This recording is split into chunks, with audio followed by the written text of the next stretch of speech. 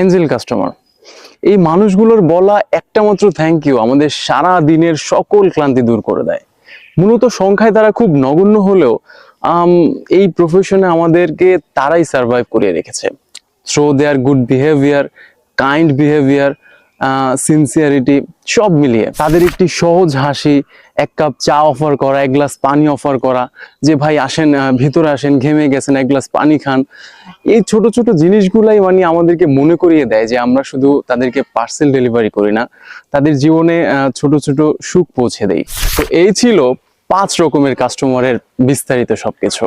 তো আপনারা কোন কাস্টমার বা কোন ক্যাটাগরির মধ্যে পড়েন অবশ্যই কমেন্টে জানাবেন। আর হ্যাঁ, অবশ্যই এঞ্জেল কাস্টমার হওয়ার চেষ্টা করবেন আজকে থেকে। ডেলিভারি লাইফ মানে শুধু হাতে পার্সেল নিয়ে গিয়ে দিয়ে আবার চলে আসা না।